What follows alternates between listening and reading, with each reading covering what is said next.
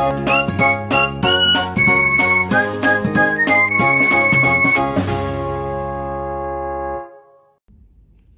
everyone, welcome back to my YouTube channel Trouble Free. In today's video, I am going to explain about concept learning as search topic in the subject of machine learning. I already explained what concept learning is. If you have not watched that video, just go back and watch that video first and then come back to this video.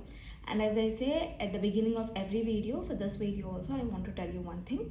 If you are having your exam schedule nearby, just let me know the date of your exam along with your college name in the comment section or in my Instagram or Telegram or Gmail, wherever it is, so that I can make videos according to your exam date and according to your college syllabus. I will be searching your syllabus in the Google if you just tell me your college name. Okay, so let's get into the video now. And so first, to understand this video, as I said, you need to understand what concept learning is actually. Okay, done. So here what we are going to do in this search is we are finding the hypothesis. You know what hypothesis is. Again, I need not explain you.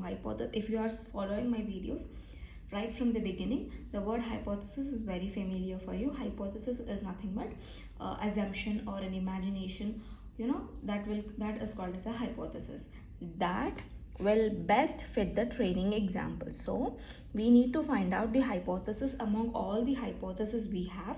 We will be defining some hypothesis like semantically distinct hypothesis, syntactically distinct hypothesis, like that. We will be defining several hypotheses, and from all those hypotheses we will be searching one hypothesis which will best fit to our training example, which is according to our training example, I can say. Okay, now let's see. For example, let us take enjoy sport learning task. If this enjoy sport learning task is nothing but we will have a table like 6 attributes will be there: sky, temperature, sunny, cloudy, rainy, like that attributes. So that is enjoy sport learning task. In that you actually have 6 attributes, right? Sky, air temperature, humidity, wind, water, and forecast. You total have 6. Totally we have of 6 attributes, and in this 6 attributes, the sky, that means only one attribute has 3 values: rainy, cloudy, and sunny. These are the 3 attributes that the sky is having. Okay, the remaining 5 attributes, that is the air temperature, humidity, wind, water, and forecast, all these remaining 5 are having only 2 values.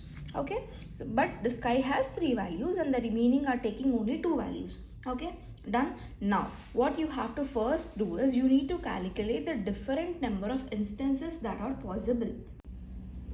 So what are the different instances possible actually? First, for sky 3, right? And all the remaining are having 2, as I said. So 3 times 2 times 2 times 2 times 2 times 2.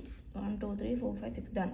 So when you multiply all this, why 3? Because sky alone is having 3 attributes, 3 values, right? The other attributes are not having 3, they are having only 2 values, right?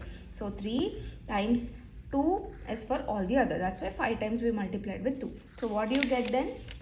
So you get something around 2 power 5 is 32. 32 times 3, you get 96, right? So you get 96. Done. So these are the different number of instances which are possible. Instances are different, attributes are different, hypothesis is different. Don't confuse among all those things. Okay, so now we are going to now calculate the syntactically distinct hypothesis. So how do you calculate the syntactically distinct hypothesis? So actually initially 3, right? Sky is having 3 and all the others are having 2, 2, 2. Now how do you calculate the syntactically distinct hypothesis? Is for each and every attribute you additionally add question mark and phi.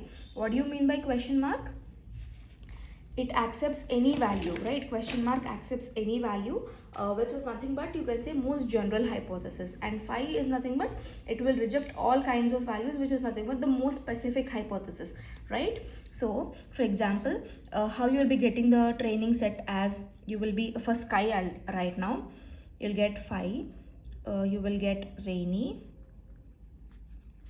cloudy, sunny, and question mark. So how many values you got now? 5. 1, 2, 3, 4, 5, right? So in case of syntactically distinct hypothesis, you are going to consider 5 and this question mark, which is nothing but the most general hypothesis and the most specific hypothesis, right? So for 3, when you add to this 5 and question mark 2, what do you get? You get 5. And similarly for all the other attributes also, we are adding these 2 extra values. Okay, so then what do you get? 2 plus 2 is 4, right? So 4 times 4 times 4 times 4 times 4. Yeah, what do you get when you multiply all that? You'll get 5120. So you guys also check one. It's 5120 only, I think it's correct. So you will be getting 5120, right? So you have 5120 syntactically distinct hypothesis possible. Okay, done.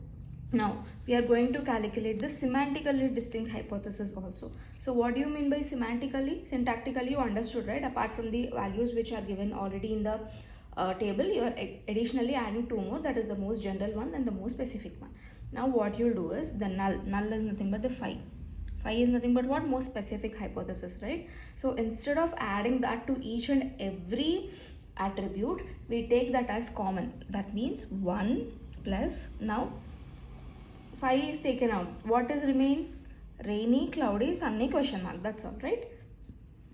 So that is in case of sky. 4 into. Then what happens to the remaining one? The remaining become 3 times 3 times 3 times 3 times 3.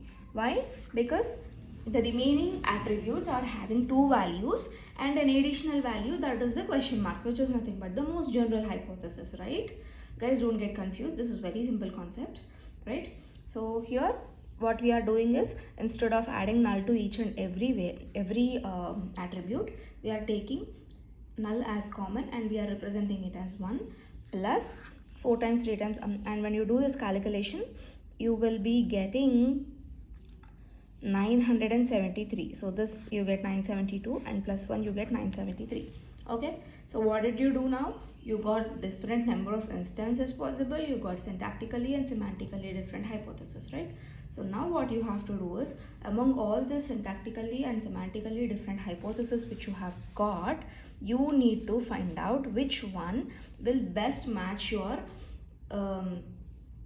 learning problem or your training examples. Which hypothesis will best match the training example that you're having with you.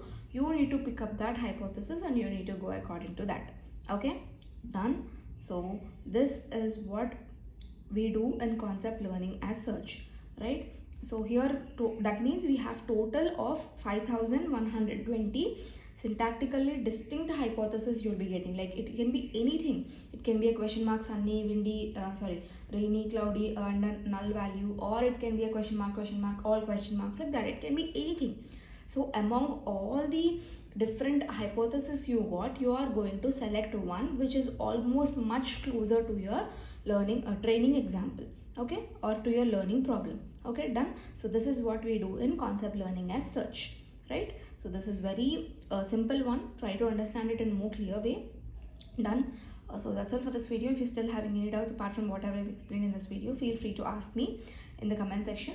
And that's all. If you have not yet subscribed to my channel, do subscribe and also hit the bell icon so that you can receive notifications whenever I post a new video. And let's meet up soon in the next coming video with another topic. Till then, stay tuned to my channel, and if you want me to make any other videos or any other topics, just let me know that in the comment section.